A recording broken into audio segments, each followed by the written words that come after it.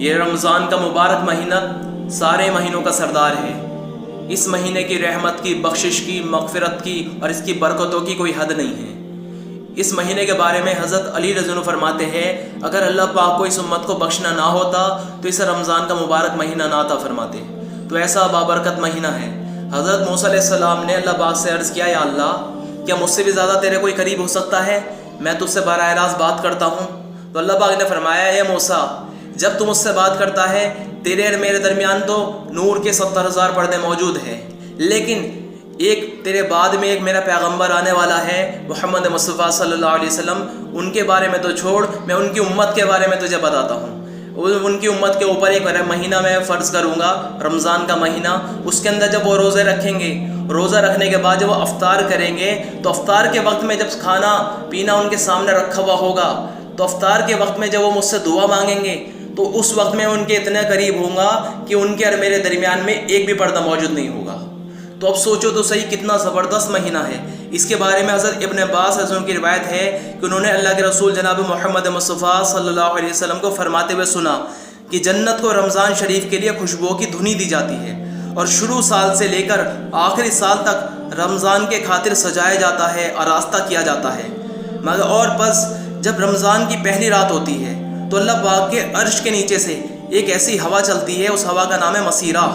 اس کے ہوا کے جھونکوں کی وجہ سے جنت کے پیڑوں کے پتے اور کباڑوں کے حلقے بجنے لگتے ہیں، اور اس سے ایسی زبردست سریلی آواز نکلتی ہے کہ سننے والوں نے ایسی زبردست سریلی آواز کبھی بھی نہیں سنی ہوگی۔ اور خوشنما آنکھوں والی حوریں اپنے مکانوں سے نکل کر جنت کے دروازوں پر، ان کی کھڑکیوں میں وہاں پر کھڑی ہو کر آواز دینے لگتی ہے، کوئی ہے اللہ کی بارگاہ میں ہم سے منگنی کرنے والا تاکہ اللہ پاک اس کو ہم سے جوڑ دے؟ کوئی ہے اللہ پاک کی بارگاہ میں ہم کو چاہنے والا تاکہ اللہ پاک اس سے ہمارا نکاح فرما دے؟ پھر وہی حور جنت کے فرشتہ جو ہے نا، رضوان، جو جنت کا داروغہ ہے، اس سے یہ پوچھتی ہے یہ کیسی رات ہے؟ تو رضوان کہتا ہے یہ رمضان مبارک کی پہلی رات ہے، جنت کے دروازے محمد صلی اللہ علیہ وسلم کی امت کے لیے آج کھول دیے گئے۔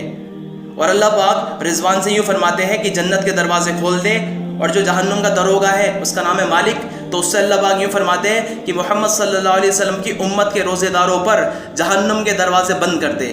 اور جبریل علیہ السلام کو اللہ پاک حکم فرماتے ہیں کہ زمین پر جاؤ اور جو سرکش شیاطین ہے اس کو جا کر قید کر دو، اور گلے میں توق ڈال کر دریا میں پھینک دو کہ شیطان مردود میرے محبوب محمد مصطفیٰ صلی اللہ علیہ وسلم کے امت کے روزے کو خراب نہ کرے۔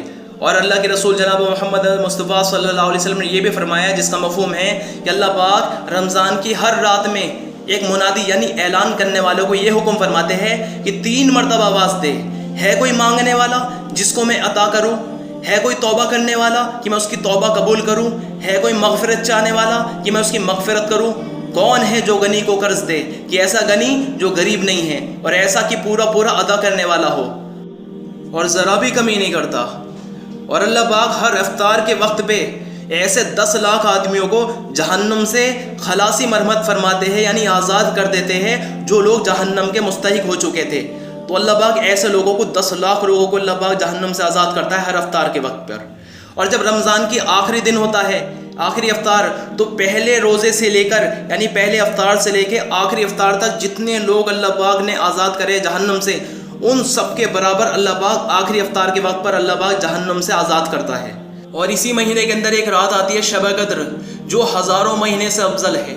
اس رات میں جس بندے نے بھی کسی بھی طرح کی عبادت کری، چاہے ذکر، چاہے تسبیح یا تلاوت یا کسی بھی لائن کی اس نے عبادت کری، تو گویا اس نے ہزاروں مہینے اللہ پاک کی عبادت میں گزار دیے، اور اللہ پاک اس کے پچھلے تمام گناہ معاف فرما دیتے ہیں۔ اور اللہ پاک اس رات میں حضرت جبریل علیہ السلام کو حکم فرماتے ہیں کہ جاؤ زمین پر۔ تو حضرت جبریل علیہ السلام ایک فرشتوں کے بڑے لشکر کے ساتھ زمین پر اترتے ہیں، اور ان کے ہاتھ میں ایک ہرے رنگ کا جھنڈا ہوتا ہے، اور وہ اگر کعبے پر اس کو گاڑ دیتے ہیں۔ پھر اس کے بعد ان کے جو 100 بازو ہیں حضرت جبریل علیہ السلام کے، وہ 2 بازو کو کھول دیتے ہیں، جو مشرق سے لے کر مغرب تک سب کو ڈھانپ لیتے ہیں اللہ پاک کی رحمت میں۔ اور پھر اللہ پاک فرشتوں کو تقاضا یہ فرماتے ہیں کہ جو مسلمان بھی آج کی رات، شب قدر کی رات میں کھڑا ہو یا بیٹھا ہو، نماز پڑھ رہا ہو یا ذکر کر رہا ہو، اس کو سلام کرو اور جا کر مصافحہ کرو اور ان کی دعاؤں پر آمین کہو۔ صبح تک یہی حال رہتا ہے، اور جب صبح ہوتی ہے تو جبریل علیہ السلام آواز دیتے ہیں، اے فرشتوں کی جماعت، چلو اب کوچ کرو اور چلو۔ تو فرشتے جبریل علیہ السلام سے پوچھتے ہیں کہ اللہ نے محمد صلی اللہ علیہ وسلم کی امت کے مومنوں کی حاجتوں اور ضرورتوں کا کیا معاملہ فرمایا؟ تو جبریل علیہ السلام کہتے ہیں کہ اللہ پاک نے ان پر توجہ فرمائی اور 4 لوگوں کے علاوہ سب کو معاف فرما دیا۔ کون کون سے وہ 4 لوگ ہیں؟ ایک تو وہ شخص جو شراب کا عادی ہو، دوسرا وہ شخص جو والدین کا نافرمانی کرنے والا ہو، تیسرا وہ شخص جو قطع رحمی یعنی رشتہ داری توڑنے والا ہو، اور چوتھا وہ شخص جو دل کے اندر کسی کا بغض رکھنے والا، کینہ رکھنے والا ہو۔ پھر جب عید الفطر کی رات ہوتی ہے یعنی چاند رات، تو اس رات کو آسمانوں پر لیلۃ الجائزہ یعنی انعام کی رات سے اس کا نام لیا جاتا ہے۔ اور جب عید کی صبح ہوتی ہے تو اللہ پاک فرشتوں کو تمام شہروں میں بھیج دیتے ہیں، وہ زمین پر اتر کر تمام گلیوں پہ، راستوں میں اور سیروں پر کھڑے ہو جاتے ہیں، اور ایسی آواز سے کہ جنات اور انسان کے علاوہ تمام مخلوقات ان فرشتوں کی آواز اور پکارنے کی آواز سنتی ہے۔ وہ کہتے ہیں اے محمد صلی اللہ علیہ وسلم کی امت، اس کریم رب کی درگاہ کی طرف چلو، اس کریم رب کی بارگاہ کی طرف چلو جو بہت ہی زیادہ عطا فرمانے والا ہے اور بڑے سے بڑے قصور معاف فرمانے والا ہے۔ پھر جب لوگ عیدگاہ کی طرف نکلتے ہیں تو اللہ پاک فرشتوں سے پوچھتے ہیں کیا بدلہ ہے اس مزدور کا جو اپنا کام پورا کر چکا ہو؟ تو فرشتے عرض کرتے ہیں ہمارے معبود، ہمارے مالک، اس کا بدلہ یہ ہے کہ اس کی مزدوری پوری دے دی جائے۔ تو اللہ پاک فرماتے ہیں اے فرشتوں، میں تمہیں گواہ بناتا ہوں، میں نے ان کو رمضان المبارک کے روزوں اور تراویح کے بدلے میں اپنی رضا اور مغفرت عطا کر دی۔ اور بندوں سے اللہ پاک خطاب فرما کر ارشاد ہوتا ہے اے میرے بندو، مجھ سے مانگو، میری عزت کی قسم، میرے جلال کی قسم، آج کے دن اپنے اس اجتماع میں یعنی عید کے موقع پہ مجھ سے اپنی آخرت کے بارے میں جو تم سوال کرو گے عطا کروں گا، اور دنیا کے بارے میں جو بھی سوال کرو گے اس میں تمہاری مصلحتوں پر ضرور نظر کروں گا۔ میری عزت کی قسم، جب تک تم میرا خیال رکھو گے میں تمہاری لغزشوں پر ستاری کرتا رہوں گا اور اس کو چھپاتا رہوں گا۔ میری عزت کی قسم اور میرے جلال کی قسم، میں تمہیں مجرموں اور کافروں کے سامنے رسوا اور بے عزت ہرگز نہ کروں گا۔ بس اب بخشاؤ، اپنے گھروں کو لوٹ جاؤ، تم نے مجھے راضی کر دیا اور میں تم سے راضی ہو گیا۔ اور فرشتے اس اجر و ثواب کو دیکھ کر جو اس امت کو اس عید کے دن ملتا ہے اتنی خوشیاں مناتے اور کھل جاتے ہیں۔ مگر یہ عید کا دن ہر کسی کے لیے نہیں ہے۔ جیسے یہ رمضان کا مہینہ غیر مسلموں پر بھی گزرا اور ہم پر بھی گزرا، لیکن عید صرف ان لوگوں کے لیے ہے جنہوں نے روزے رکھے اور جس نے تراویح پڑھی اور رمضان کا مہینہ ایسے گزارا جیسے کہ گزارنا چاہیے تھا۔ لیکن جنہوں نے باوجود مسلمان ہونے کے روزے بغیر کسی شرعی عذر کے روزے چھوڑ دیے اور تراویح چھوڑ دی تو اس کے لیے عید کا دن بھی دھمکی کا دن ہے۔ روایت کے اندر ملتا ہے جس نے روزے نہیں رکھے اور تراویح چھوڑ دی تو وہ خبردار ہماری عیدگاہ کی طرف آ کر بھی نہ دیکھے۔ تو عید کا دن اس کے لیے نہیں ہے، عید کا دن تو بخشش کا دن ہے، خوشیوں کا دن ہے۔ کیوں کہ اللہ پاک نے بندوں کی مغفرت کر دی۔ اور تراویح تو ایسی عظیم دولت ہے، ایسی عظیم چیز ہے، یہ تراویح کے ہر سجدے پہ اللہ پاک 1,500 نیکی اس بندے کے اعمال نامے میں لکھ دیتا ہے، اور اس کے لیے 60,000 جس کے سونے چاندی کے دروازے ہوتے ہیں ایسا جنت میں اس کے لیے ایک محل تیار کر دیتا ہے۔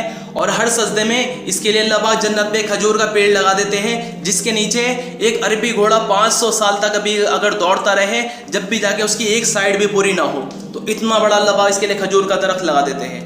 تو ہم بتاؤ ذرا سی سستی کے چکر میں ہم روزے چھوڑ دیں اور تراویح چھوڑ دیں تو کتنی بدبختی کی بات ہے، کتنی بڑی محرومی کی بات ہے۔ اور یہ جو جتنی بھی طرح کی عبادتیں اللہ پاک نے دی ہے یہ ایک ذریعہ ہے، یہ اصل نہیں ہے، یہ تو ایک ذریعہ ہے اللہ پاک کے قرب پانے کے لیے، کہ اس کے ذریعے بندہ اللہ کے قریب ہو جاتا ہے۔ جتنا قرب بندے کو اللہ پاک کا اس مہینے میں ملتا ہے پچھلے کسی بھی مہینے میں اتنا قرب نہیں ملتا۔ جو شخص اس مہینے میں کسی نیکی کے ساتھ اللہ کا قرب حاصل کرے یعنی اللہ کے قریب ہو جائے، وہ ایسا ہے جیسے غیر رمضان میں فرض ادا کیا، یعنی نفل کا ثواب فرضوں کی برابر ہے۔ اور جو شخص اس مہینے کے اندر کسی فرض کو ادا کرے وہ ایسا ہے جیسے غیر رمضان میں 70 فرض ادا کیے ہو۔ اور یہ مہینہ صبر کا ہے اور صبر کا بدلہ جنت ہے۔ اور یہ مہینہ لوگوں کے ساتھ غمخواری کرنے کا ہے۔ اس مہینے میں مومن کا رزق بڑھا دیا جاتا ہے۔ جو شخص کسی روزے دار کا روزہ افطار کرائے اس کے لیے گناہوں سے معاف ہونا اور آگ سے خلاصی کا سبب ہوگا، اور روزے دار کے ثواب کے مانند اس کو ثواب ملے گا، مگر اس روزے دار کے ثواب میں کچھ بھی کمی نہیں آئے گی۔ تو صحابہ نے عرض کیا یا رسول اللہ، ہم میں سے ہر شخص تو اتنی وسعت نہیں رکھتا کہ روزے دار کو افطار کرائے۔ تو آپ صلی اللہ علیہ وسلم نے یہ فرمایا جس کا مفہوم ہے پیٹ بھر کھلانا موقوف نہیں ہے، یہ ثواب تو اللہ تعالیٰ ایک کھجور سے کوئی افطار کرا دے یا ایک گھونٹ پانی کا پلا دے یا ایک گھونٹ لسی کا ہی پلا دے، اس پر بھی یہ ثواب اللہ پاک مرحمت فرما دیں گے۔ یہ ایسا مہینہ ہے کہ اس کا اول حصہ تو اللہ کی رحمت کا ہے، اور اس کا بیچ کا یعنی درمیانی حصہ مغفرت کا ہے، اور آخری حصہ آگ سے آزادی کا ہے۔ جو شخص اس مہینے میں ہلکا کر دے اپنے غلام و خادم کے بوجھ کو تو اللہ پاک اس کی مغفرت فرما دیتے ہیں اور اس کی آگ سے آزادی فرما دیں گے اس کی بھی۔ اس مہینے کے اندر 4 کاموں کی کثرت کرنے کا حکم دیا گیا ہے۔ نمبر 1، لا الہ الا اللہ کی کثرت کرے، جتنا زیادہ ہو سکے لا الہ الا اللہ کی کثرت کرے۔ اور دوسری چیز استغفار، کہ استغفار کی کثرت رکھے، جس سے پورا استغفار بھی نہ ہوتا ہو، صرف استغفر اللہ یہ بھی پڑھ سکتا ہے۔ اور اس کے علاوہ تیسری چیز جنت کی طلب کرے، اور چوتھی چیز اللہ پاک سے جہنم سے خلاصی چاہے، مغفرت مانگے، اللہ پاک سے جہنم سے آزادی چاہے۔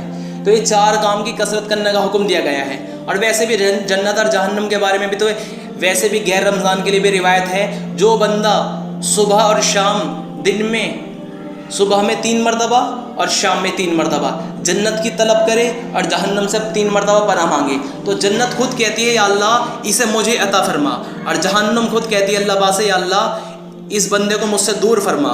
تو جنت اور جہنم کے بارے میں تو غیر رمضان میں بھی اتنا ذر ہے کہ جو بندہ رمضان میں اس کی طلب کرے گا جنت کی اور جہنم سے پناہ مانگے گا تو وہ اللہ پاک کا کتنا قرب پائے گا اور اللہ پاک اس کے لیے کیا کچھ عطا فرمائیں گے۔ لیکن رمضان میں ہمیں بہت زیادہ خاص طور سے اہتمام کرنا ہوگا کہ روزہ ہمارا روزہ ہی رہے، کیونکہ روزے کے بارے میں بتایا گیا ہے بعض روزے دار ایسے ہیں سوائے انہیں فاقے کے کچھ نہیں ملتا، کہ بس وہ کھانے پینے سے رکے ہوئے ہیں اور وہ سوچ رہے ہیں کہ ہمارا روزہ ہے، کیونکہ روزہ جو ہوتا ہے سر سے لے کے پاؤں تک تمام جسم کے تمام اعضاء کا روزہ ہوتا ہے۔ آنکھوں کا روزہ یہ ہے کہ ناجائز چیزوں کو دیکھنے سے بندہ روک لے اپنی آنکھوں کو۔ اب اس ٹائم میں بندہ گھر پر موجود ہے، باہر غیر محرم کو جا کر نہیں دیکھ رہا، لیکن گھر کے اندر موبائل موجود ہے، موبائل میں تو دیکھ رہا ہے۔ اب یہ سوچے کہ موبائل میں دیکھنے سے تھوڑی رکے گا، نہیں، غیر محرم تو غیر محرم ہے، چاہے موبائل میں دیکھے چاہے براہ راست اپنی نظروں سے دیکھے، تو دیکھ تو رہا ہے۔ غیر محرم حرام ہے تو حرام ہے، تو اور یا پھر کوئی بھی ناجائز چیز کو نہ دیکھے، آنکھوں کا روزہ پھٹ جائے گا ورنہ۔ کانوں سے کوئی بھی ناجائز چیز نہ سنے، مثلا میوزک وغیرہ۔ کچھ لوگ اس کے اندر روزے کاٹنے کے لیے قوالی سنتے ہیں جس کے اندر میوزک چل رہا ہوتا ہے، کچھ لوگ نعت سنتے ہیں اس کے اندر میوزک چل رہا ہوتا ہے، تو میوزک تو منع کرا گیا ہے۔ تو اس میں میوزک سے حفاظت کرے، اپنے کانوں کی غیبت سے حفاظت کرے، کسی کی برائی نہ سنے، غیر محرموں سے باتیں نہ کرے، اپنے کانوں سے اس کی آواز سنائی دے گی تو اپنا کانوں کا روزہ پھٹ جائے گا۔ اور زبان سے گالی نہ نکالے، کسی کو غیبت نہ کرے کسی کی، اور جھوٹ نہ بولے ورنہ زبان کا روزہ ٹوٹ جائے گا۔